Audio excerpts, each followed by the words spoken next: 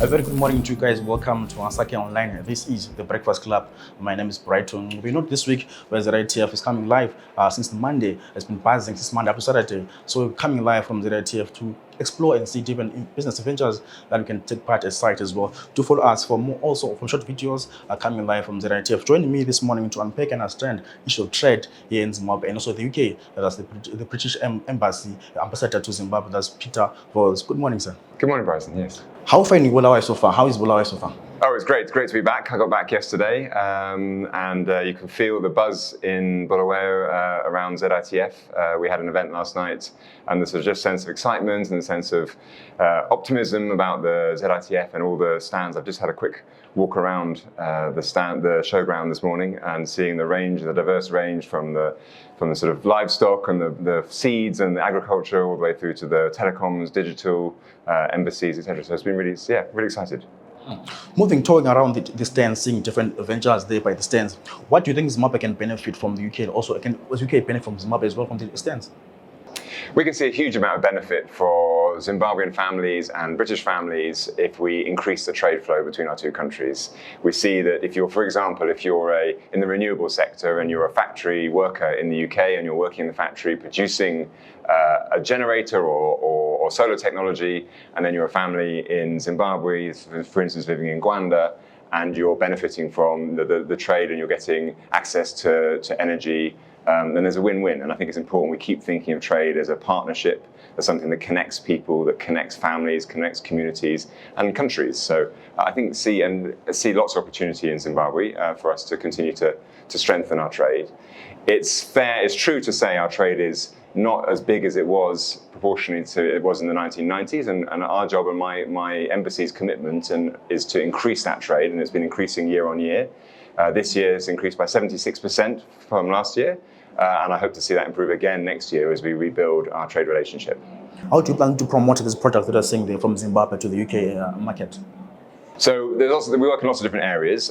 We work on I think where we see the most opportunity for our partnership between Britain and Zimbabwe is in the renewable sector, and that's more about bringing in investment into Zimbabwe. In the agricultural sector, and that's more about supporting Zimbabwe export to the UK. And then we see opportunities in other areas in mining, etc. But I think the sort of export side is really interesting. So how do we, we know there are lots of agricultural suppliers in Zimbabwe who export to Britain, whether that be citrus or blueberries or chilies, and that's good.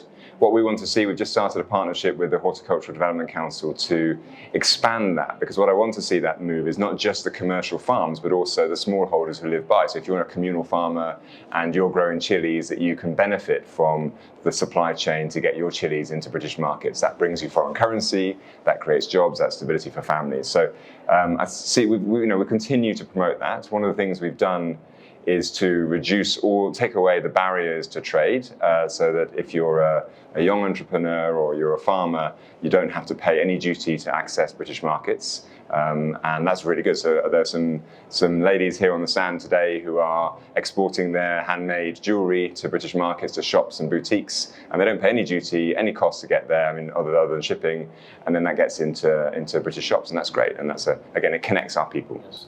Do you feel like there are other industries that are underexplored in Zimbabwe that can also like other people from UK like them, like you've been seeing as at ITF, the underexplored industries? Are there any?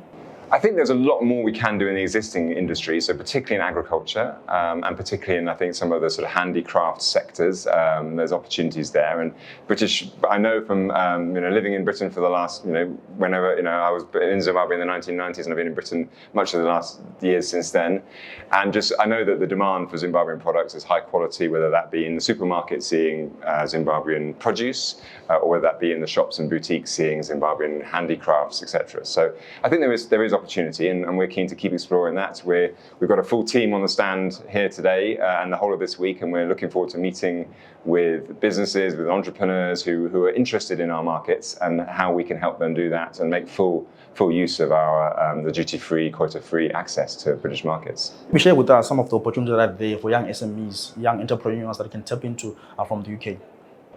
I think I'll cover the main ones, and I think it's really we've done in the last 12 months, we've had 5 trade missions to Zimbabwe and to the UK. We took a group of young entrepreneurs to Birmingham in January to go and showcase their products. We're not specifying what kind of products. Obviously, it's down to individuals and their creativity. But I think the things we can do to help people understand the market, understand what British consumers want, and be able to tailor-make what they're doing to meet those markets. And that's fantastic. If you can do that and do it right, then obviously people who are living in the UK benefit because they get access to high-quality, superb products, and then an SME or a small entrepreneur here gets to earn foreign currency and sell their products. Maybe let's look at the bilateral relations between Zimbabwe and the UK. What are some of the relations like in Zimbabwe and the UK that we can see, the policy formulation, and also what are the relations like in Zimbabwe and the UK? I think it's fair to say that the relations have not been particularly strong for much of the last 20 years. And that's, as I think I said before in other places, that's probably from both sides. The UK and Zimbabwe, we got quite emotional, both in Zimbabwe and in the UK. And my team, and we've been trying for the last few years to normalise that relationship, to have a better relationship. And I think that's what you're seeing in our tone, both sides. And it will take, it takes two between two countries. But I think the opportunities for us to partner between Britain and Zimbabwe, and that's actually an approach you'll see across the continent. So it's not specific to Zimbabwe alone, but just trying to act with a greater sense of partnership in everything we do. Let's move on to education. I know there's many programs that the UK is running in Zimbabwe. For example, the share learning programs. Tell us more about the opportunities for young people in terms of education sector. So we've been spending, through our development program, we've been supporting Zimbabwean education in Zimbabwe for decades. I myself was a teacher in Zimbabwe in the 1990s, but the British government has been supporting, I think it's about £250,000 over the last decade on primary education in rural schools. I went to a school in the Pani district when I first arrived, actually, to see the work we've been doing, supporting schools with textbooks and with infrastructure in the schools, working with the school development committee. So at the very kind of community level, we've continued to be committed to primary education. But you're also seeing, as you quite say, Brighton, the opportunities for secondary and tertiary education. And so we have the Achieving Scheme you talked about, which is a scholarship scheme for bright young Zimbabweans to go and do a fully funded master's degree in the UK, all expenses paid.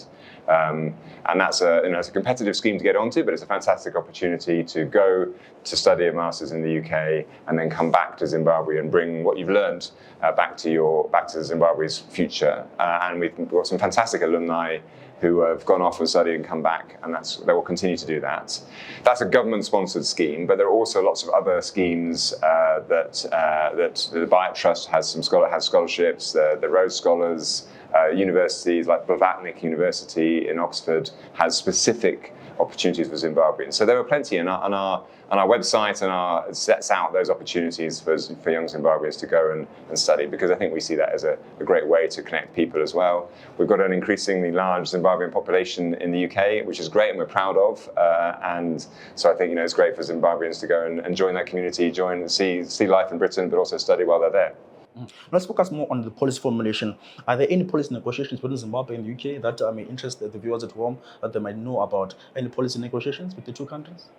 Well, I mean, the main on a trade perspective, the main one is the Economic Partnership Arrangement, the EPA, which is all about making sure that Zimbabwe has access to British markets, duty-free, quota-free, forever. So even when Zimbabwe becomes a middle-income country, those arrangements will continue, and that's done. The key, so we've agreed that between Britain and Zimbabwe and a number of other countries in the region. What the key is now is not necessarily the policy formulation, but it's the execution of the policy. So I've met over the year, the 8 months I've been here, I have met traders who haven't known about the full how to do the documentation. So they have been paying some duty. And what we want to do is make sure that those traders, entrepreneurs really understand how to complete the paperwork, how to do the process, so they can benefit from that policy agreement. And that's our priority today. So again, at the stand today and going forward, we want people to, if they've got ideas, if they're interested, come and talk to us and we can help them so that they can actually get their products into the markets. Yeah. So we're focusing on the cultural exchange programs. How important do you have these cultural exchange programs? I know to learn different cultures in Zimbabwe and to learn different cultures in UK. How important is it to have these cultural exchange programs? Well, I think Zimbabwe and Britain are so similar in so many ways. We share so much. I mean, we share a history. Some of it's difficult, but we share hopefully a future together. We have culturally, we have very common interests. You can't go anywhere in Zimbabwe without finding someone who supports a Premier League football team, and increasingly seeing, as you say, the Zimbabwean community in Britain and the positive influence they have on British culture. So I think that we're already very connected, and I'd like to see trade being a key part of our future connection. Obviously, we don't do a sort of cultural exchange as such, but I think we're a constant two-way process of trade. The process of us working together will, deepens understanding, deepens partnership, and that's what we all want. Now let's focus more on the UK and Zimbabwe trade, for example. How do you foresee this trade also affecting, also increasing the growth of the economy in Zimbabwe?